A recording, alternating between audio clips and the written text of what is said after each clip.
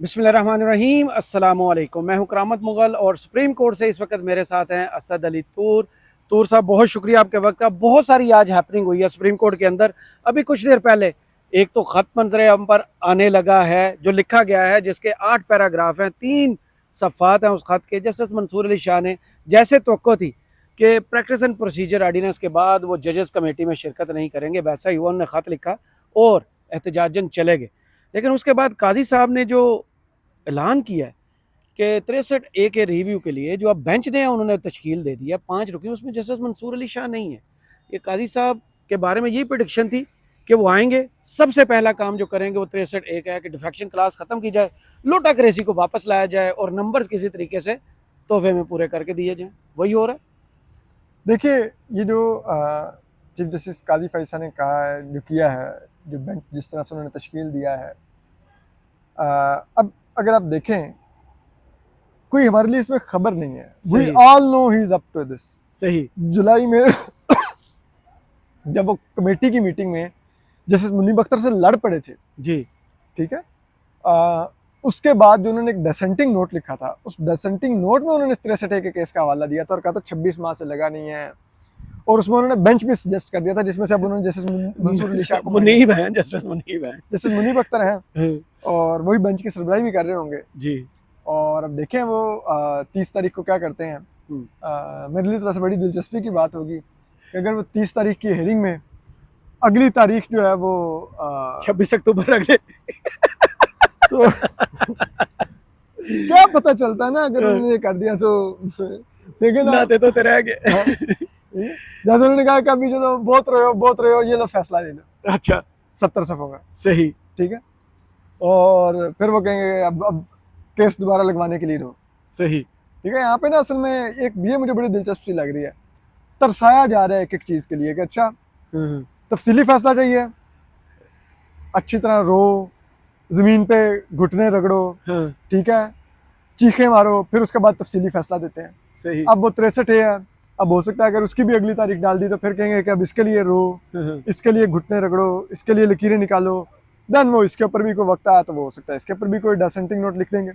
But it all depends के ये 30 तारीख को वो केस को लेके चलते कैसे हैं। यानी हर लम्हा काजी साहब के लिए अब तकलीफ दे शुरू हो चुका है कि वो को सुकून में नहीं रहने वाले। दूसरी जानिब एक तो आज फैसला है, उस पर भी बात करेंगे। उससे पहले ये फैसला और पिंडी में एक बड़ी तब्दीली, DGISI की नई अपॉइंटमेंट हुई, ये दोनों की टाइमिंग सेम है।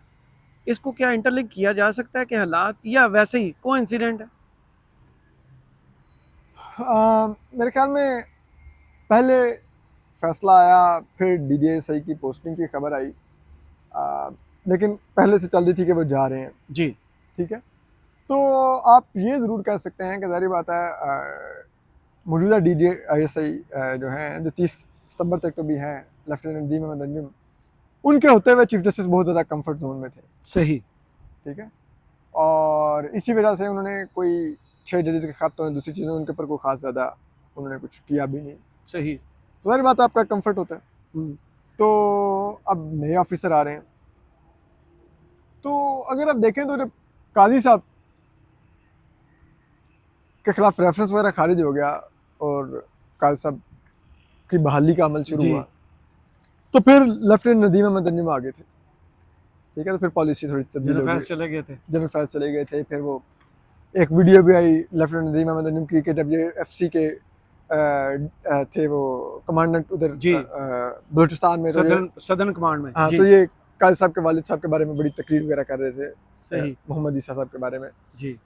तो अब देखते हैं कि अगर कोई लेफ्टिनेंट आसिम मलिक की, अब अगर कोई जस्टिस मंसूर अली शाह के बारे में कोई क्लिप आ गया किसी दिन, कहीं वो उन्होंने खिताब करते हुए कहा कि बड़े अच्छे जज हैं, तो देखते हैं फिर उससे पॉलिसी का आपको अंदाजा हो जाएगा। पीर बहुत माने जाते हैं, आपको पता है यार, बड़े तगड़े होते हैं, तो इसलिए हो सकता है पॉलिसी का वहाँ से आपको अंदाजा हो जाए। लेकिन एक चीज़ है, अगर आप रवायत देखें, जब जनरल आसिम थे IC की पॉलिसी और थी, फिर जनरल फैज़ आए IC की पॉलिसी और बदली, फिर जनरल नदीम अंजुम आए IC की पॉलिसी और बदली। तो की जा सकती है पॉलिसी बदले, तो हो सकता है वो मेजर शिफ्ट भी आ सकता है। हाँ, कोई उधर से 28 को ही पिंडी में जलसे का भी ऐलान कर दिया गया ना इस वक्त। हाँ, और तकीद भी बड़ी सख्त इमरान खान ने की है, ये जलसा करना ही करना। हाँ, तो फिर वो आप हालात बदल रहे हैं। हाँ, आई थिंक वो भी वाटर टेस्ट करना चाहते हैं कि क्या ठीक है होता क्या है? क्या होता है। हाँ, क्योंकि चार्ज तो उन्होंने 30 के बाद संभालना है, लेकिन उससे पहले उन्होंने बड़ा ऐलान कर दिया। दूसरी जानब आज इसी अदालत में वो वाला फैसला आ गया जिसका 75 तकरीबन दिन उनसे इंतजार था, और काजी साहब बार बार पिंच कर रहे थे, इलेक्शन कमीशन पिंच कर रहा था, स्पीकर साहब ने खत लिख के पिंच किया कि ये फैसला जल्द अज जल्द सामने आ गया। अब सामने आ गया, कार्ड्स सामने टेबल पर पड़े हैं। कुछ हमारे दोस्त इसको कह रहे हैं कि ये जजेस की तरफ से वाइट फ्लैग लहरा दिया गया। कैसे ये वाइट फ्लैग है?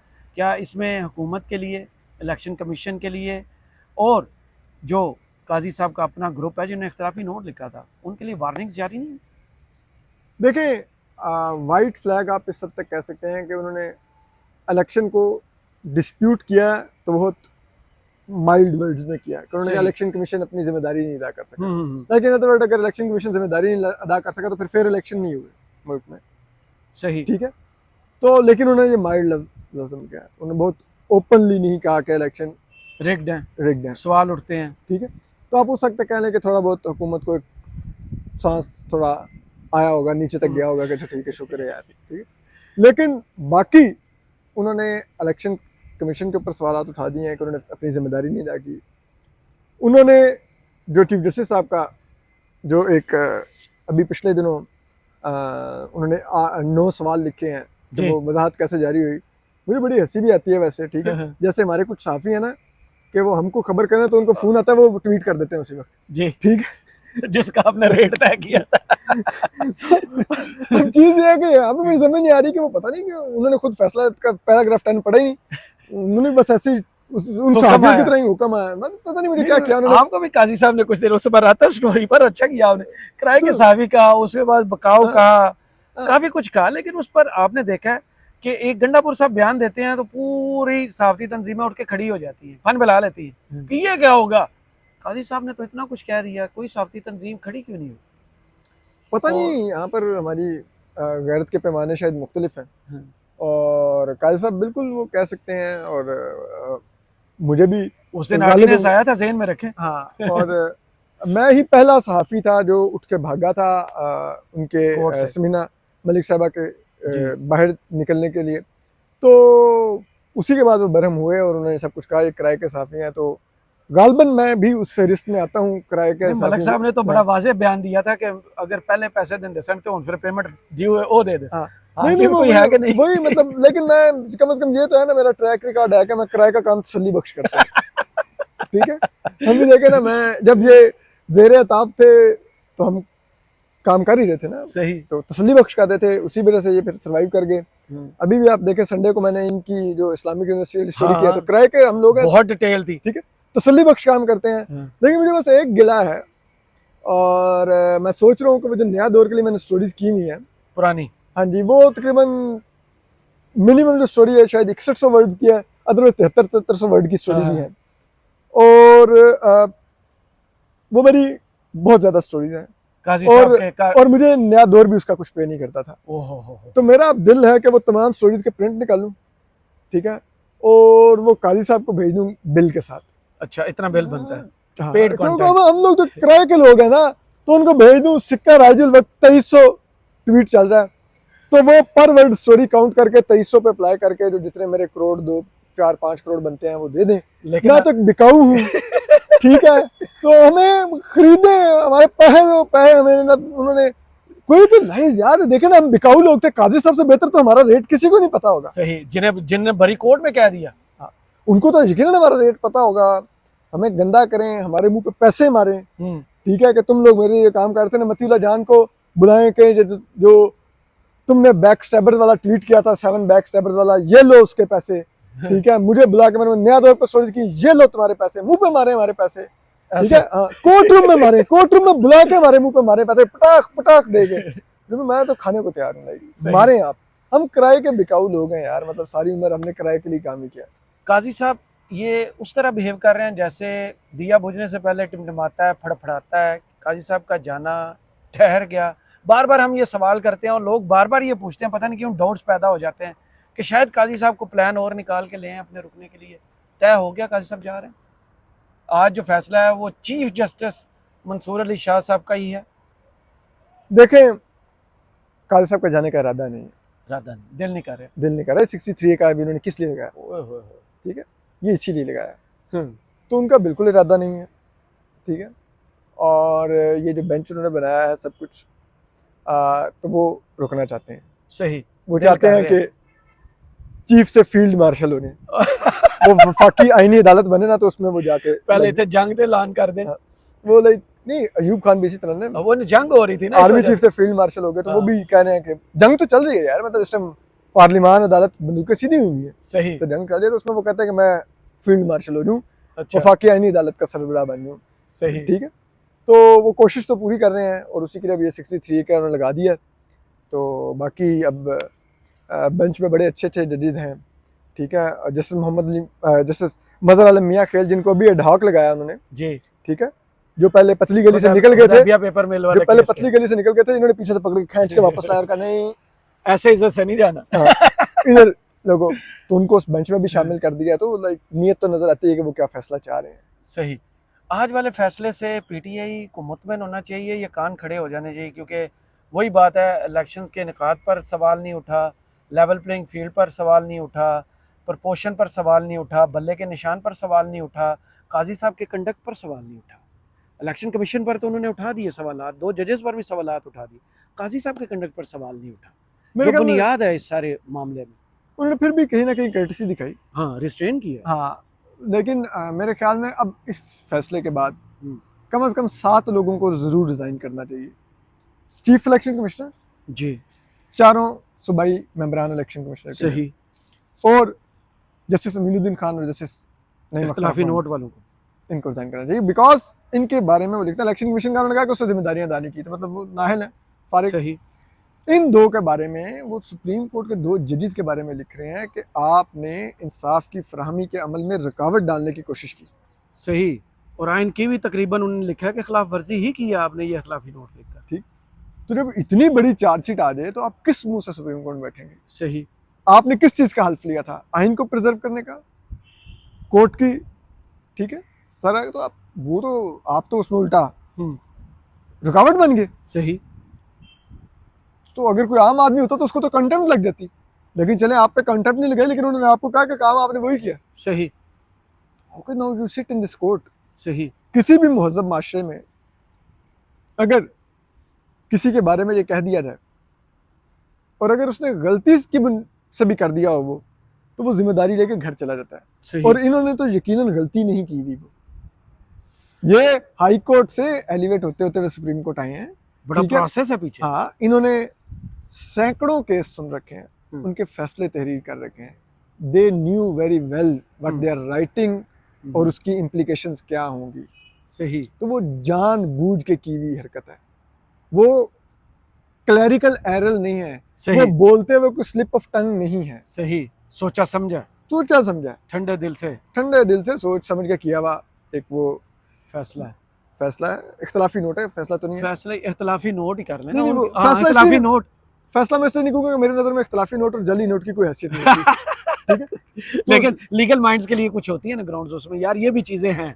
हाँ, वो मतलब ओ नहीं, वो तो मैं समझता हूँ कि जो इख्तलाफी नोट है उसको यूनिवर्सिटीज़ में पढ़ाया जाना चाहिए, लॉ कॉलेजेस में पढ़ाया जाना चाहिए। कि सब law के यस सर students- नहीं है, कोई ऐसे भी हैं जो इस चीज को दूसरी नजर से भी देखें। नहीं, उसको इसलिए पढ़ाना चाहिए करामत साहब हाँ, कि लॉ स्टूडेंट्स को पढ़ा के उनको बताया जाना चाहिए कि ये नहीं लिखते, ये आइन और ये कानून काम नहीं करते। नहीं करते, सही, ठीक है, ये आपने कभी नहीं करना। सही, और मैं तो अब समझता हूँ कि जो इन जजेस के असातिज़ा हैं, हम्म, हमें उनको भी जाके एक दफ़ा ज़रा देखना चाहिए। सही। दूसरा, सबसे ज्यादा बहस इस वक्त छिड़ चुकी है, बार बार सवाल भी उठ रहा है कि पिछला जब शार्ट नोटिस आया था उस पर पार्शल किस्म का इम्प्लीमेंटेशन, उस पर 39 के नोटिफिकेशन हुए, इलेक्शन कमीशन की है, फिर जनाब स्पीकर साहब ने वो भी ख़त्म कर दिए। इस फैसले पर अमल दरामद कैसे होगा, और कौन से ऐसी जगह जिन पर रोड़े टिकाए जा सकते हैं? 4 फ्यूचर के चीफ जस्टिस है इसमें, हुकूमत मत्था लगा सकती है इनके साथ? नहीं अफोर्ड कर सकते, नहीं फोड़ लेकिन ये टिपिकल पीएमएल हुकूमत है। घर जाएगी, क्योंकि अभी लंदन से खबर आई है कि कमर दर्द 9 अप्रैल से पहले जो थी ना शहबाज शरीफ साहब की, वो दोबारा शुरू हुई है। 2 घंटे उनका मुआयना हुआ है कमर दर्द का। ठीक है, लेकिन मुझे ये लगता है कि ये टिपिकल पीएमएल है। अच्छा, इन्होंने साकिब निसार के बम को ठुड्डा मारा, ठीक है, फिर इन्होंने उमरता बंदयाल तक उसकी प्राइस पे की। सही, बिल्कुल ऐसे ही है। तो अब ये मंसूर अली शाह साहब के साथ जो कर रहे हैं, हम्म, उनके बाद मुनीब अख्तर हैं, याया अफरीदी हैं, आयशा मलिक हैं, शाहिद वहीद हैं, जी आप 2032 तक इसकी कीमत अदा करेंगे। सही। और अब तक तो अभी आपका वजूद बिल्कुल थोड़ा सा रह गया, और उस अब तो वक्त आपने तक वैसे खत्म हो भी चुका इलास्टिक की शलवारें 47 फॉर्म 47 की पहनी हुई है, उसमें आप कर रहे हैं ना। ठीक है, तो बस मैं तो इनके हौसले को दाद देता हूँ कि सब के बावजूद भी ये कर रहे हैं। लेकिन असल मसला ये है कि इनको लगता है कि हमारे सरपरस्त अगर वो खड़े हुए हैं, नहीं, उनका वो सर बदल गए। हमारे सर पे आता है, तो लाइक नहीं नहीं, वो काफ़ी तब्दीलियाँ हो चुकी हैं। दूसरी जानब अब रिव्यू पिटीशन पर सारी नजरें हैं। काजी साहब तो चाहते थे कि फ़ौरन रिव्यू पिटीशन लग जाए। आपको याद है उनकी फ्रस्ट्रेशन कि छुट्टियों पर जाना ज़रूरी है, इंसाफ पहुंचाना ज़रूरी है। मुस्लिम लीग नून की रिव्यू पिटीशन आई थी। अब काजी साहब रिव्यू पिटीशन में कोई रास्ता खोल सकते हैं हुकूमत के लिए कि आएँ डाका मार लें इन सीटों पर। और कल इलेक्शन ट्रिब्यूनल वाला अहम केस भी है इसी अदालत में। देखें, वो ये देखने वाली दिलचस्प चीज़ होगी कि इस कमेटी के इजलास में उन्होंने रिव्यू पिटीशन क्यों नहीं फिक्स की। सही, हाँ ये हैरान कौन है। और पहले लोटा क्रेसी फिर दूसरी सीट है। हाँ, तो ये बड़ा दिलचस्प चीज़ है। इससे लगता है कि उनको शायद आइडिया है कि इन 8 जजेस का माइंड नहीं बदलने वाला। सही, तो फिर उन्होंने कहा है कि ज़रूरत ही नहीं है 63 है, हल सिर्फ जमात इस्लामी। दूसरी उन्होंने कहा हल सिर्फ 63 है। उन्होंने कहा नहीं है, नहीं। वो डिफेक्शन क्लास में वही ला रहे हैं कि फिर नहल बंदा हो जाए, वोट काउंट हो जाए। वोट काउंट, उनको वोट काउंट करवाना है किसी भी तरह से, हाँ, नंबर्स पूरे करने हैं। बस। तो That फिर is तो it. काजी साहब जाते हुए नजर नहीं आ रही। वो तो फिर बात घूम चुम के वही बैक टू स्क्वायर वन के जुडिशियल पैकेज। हाँ, तो वही पूरी कोशिश तो वही है, लड़ाई सारी लड़ी इसी के लिए जा रही तो है, अब तो दिन बहुत कम ताकि रह अदलिया गए। के पर काटे जाएं, अदलिया को तबाह किया जाए। इस कमी रह गई है कोई। इस इमारत की हालत बिल्कुल इस मकबरे वाली कर दी जाए। हाँ, ठीक है, तो कोशिश तो पूरी पहले होगी। इंसाफ का मकबरा था, अब ये अदलिया का मकबरा है। हाँ, तो उसको भी इधर दफन करके जाएंगे, सही, पूरी कोशिश कर रहे हैं। चलें, बहुत शुक्रिया असद अली तूर आपके वक्त का। कमेंट्स बॉक्स में ज़रूर बताइएगा वीडियो आपको कैसी लगी।